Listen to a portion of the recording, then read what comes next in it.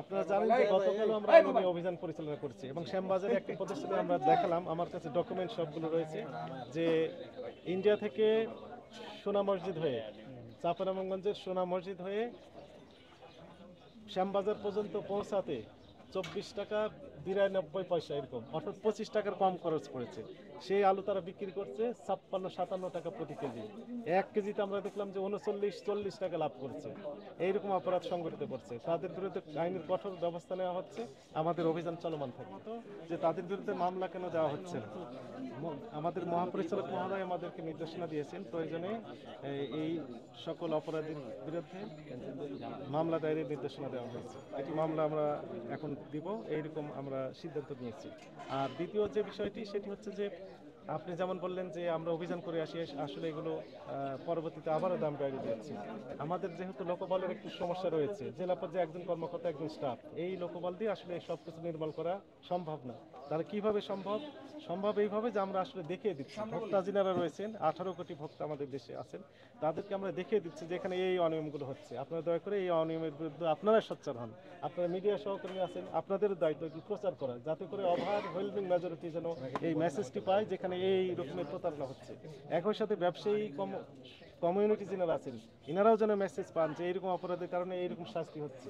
যিনাকে অর্থদণ্ড দেওয়া হলো, ওনার তো পারিবারিক সামাজিকভাবে উনি হেয় হয়ে গেলে, ওনার ছবি আপনাদের মাধ্যমে ওনাদের যে ভিডিও সহ যাচ্ছে, তো স্বাভাবিকভাবেই তারা মানসিকভাবে একটু দুর্বল হয়ে যাচ্ছে। আমরা কাউকে হেনস্থা করার জন্য এই কাজ করছি এটি মোটেও না। আমরা চাই না যে কেউ হেনস্থা হোক।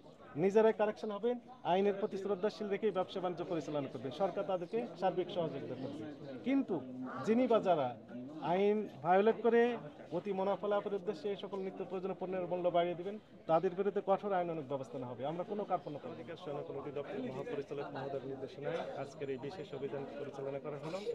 তো এইখানে এসে আমরা প্রথমত যে জুসের যে দোকান ছিল, সেইখানে বিভিন্ন রকমের ফ্রেশ জুস তৈরি করা হয় এমন অ্যাড দেওয়া ছিল, কিন্তু বাস্তবতা আমরা দেখলাম যে ফ্রিজের বিভিন্ন চেম্বারে ওনারা আগের দিনের জুস এবং বিভিন্ন রকমের বার্গার, কেক এবং অন্যান্য যে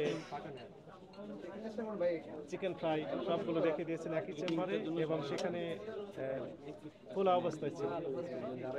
এইটি একটা ইস্যু ছিল।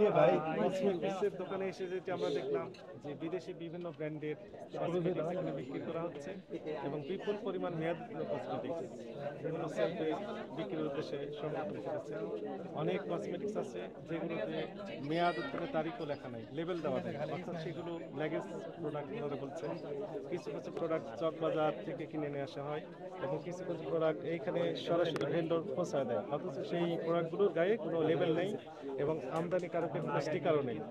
সেগুলো দেশের অভ্যন্তরে তৈরি করে জাস্ট নাম দিয়েছে বিভিন্ন বিদেশি দামি দামি ব্র্যান্ডের নকল প্রোডাক্ট বিক্রি হয় বা অনিয়ম হচ্ছে, এইরকম তথ্য আমাদের হটলাইনে জানালেও মূলত আমরা সেই দ্রুততম সময়ে সেই প্রতিষ্ঠানের বিরুদ্ধে তদন্ত করে আইনানুগ ব্যবস্থা নেওয়া হয়। তো এটি ছিল আজকে।